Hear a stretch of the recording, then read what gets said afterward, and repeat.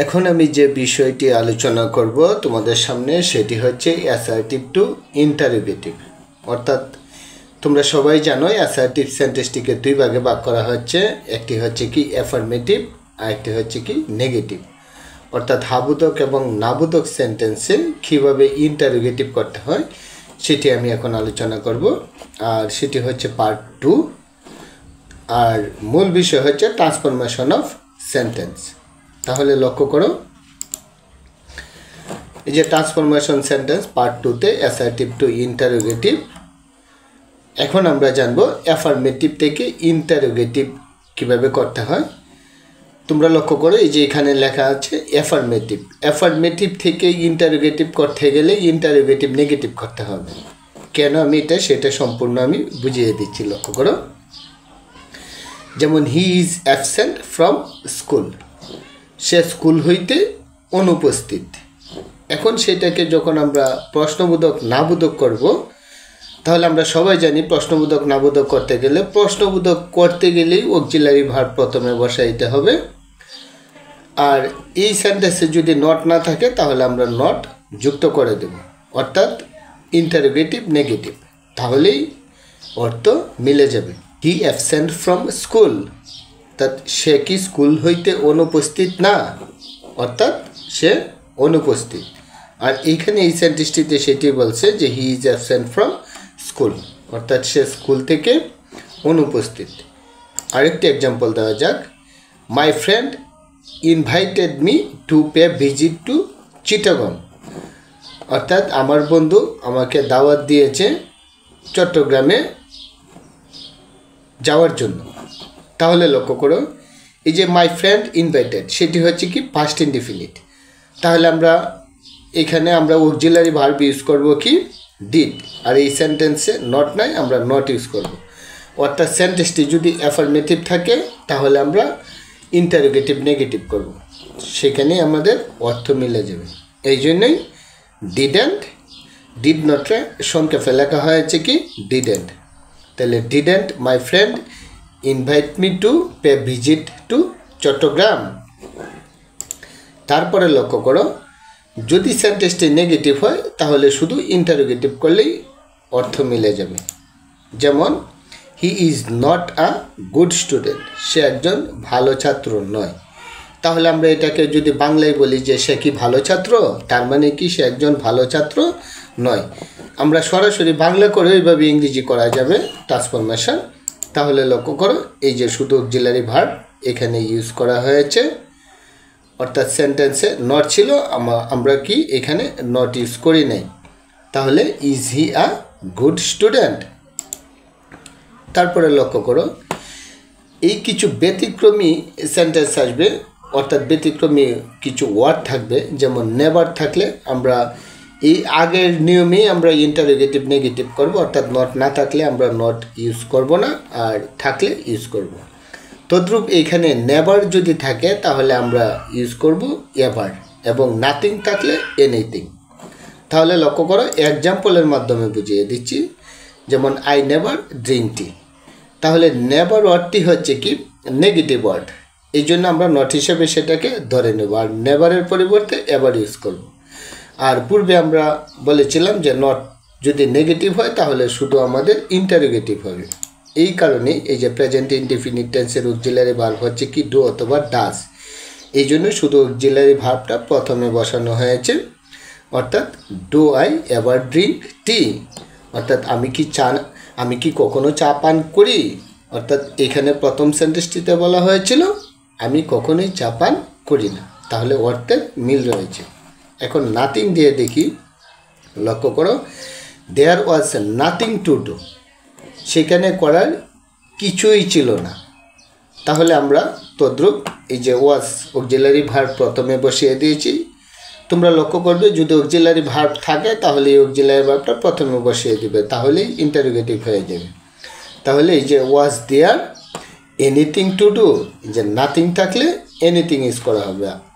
আর nothing যেহেতু negative word, সুতরাং আমরা সেটাকে নট হিসেবে ধরে নিয়ে আমরা নট এখানে ইউজ করব না। ওকে, আশা করি এতটুকু বুঝতে পেরেছ। তারপরে লক্ষ্য করো, এভরিবডি যদি থাকে অথবা এভরিওয়ান থাকে অথবা ওয়াল থাকে তাহলে আমরা ইউজ করব কি হো। লক্ষ্য করো, যেমন everybody wishes to be happy, প্রত্যেকেই সুখী হতে চায়। এখন দেখো, who doesn't wishes to be happy, অর্থাৎ এটার বাংলা হচ্ছে কে সুখী হতে না চায়। তার মানে কি সবাই সুখী হতে চায়, অর্থ মিলে গেছে।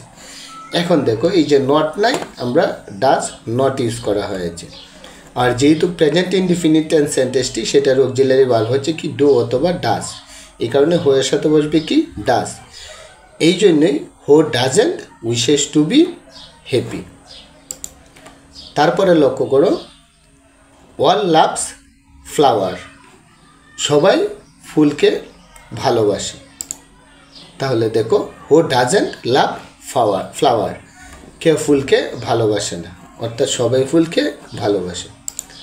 তারপরে লক্ষ্য করো, every man wishes to be happy, প্রত্যেকেই সুখী হতে চায়। এই যে এভরির সাথে যদি নাউন থাকে অর্থাৎ ম্যান, এই বিষয়টা লক্ষ্য করবা। তাহলে দেখো এই সেন্টেন্সটি কীভাবে করা হয়েছে। এই যে এভরির পরে যদি একটা নাউনের ওয়ার্ড থাকে, every man, every brother, every car বা এরকম একটা ওয়ার্ড যদি আসে, যেমন এভরি মাদার, তাহলে ইজ দেয়ার এনি লাগবে। তাহলে ইজ দেয়ার এনি বসানোর পরে এই যে নাউনের যে ওয়ার্ডটি আছে সেই ওয়ার্ডটি এখানে যুক্ত হয়ে যাবে, অর্থাৎ ইজ দেয়ার এনি ম্যান, এমন কেউ কি আছে। তারপরে সরাসরি যে পূর্বে যেমনি করা হয়েছিল এভরিবডির জন্য, এইগুলা এভরি ওয়ান অথবা ওয়াল, এই যে হো ডাজ নট, তোমরা এই যে হো does not wishes to be happy, পরবর্তী সেন্টেন্সের অংশটি হুবহু লিখে ফেলবে হো ডাজ নট দিয়ে। শুধু এখানে লক্ষ্য করতে হবে যে এভরির পরে ম্যান, ফাদার অর্থাৎ নাউনের ওয়ার্ড যদি চলে আসে তাহলে ইজ দেয়ার এনি বসাতে হবে। তারপর আরেকটা এক্সাম্পল লক্ষ্য করো, অল ম্যান ডিসলাইক কোল্ড, সকল মানুষই ঠান্ডা অপছন্দ করে।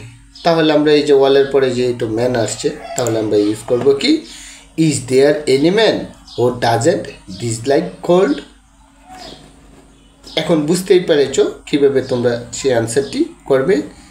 এখন দেখো এই রুলসটা আমি এখানে দিয়ে দিয়েছি সহজের জন্য, আমি পরে এটা অ্যাপ্লাই করেছি। প্রথম থাকলে মুখস্থ করা লাগতো, আমি বেসিক্যালি তোমাদেরকে বুঝিয়ে দিয়েছি।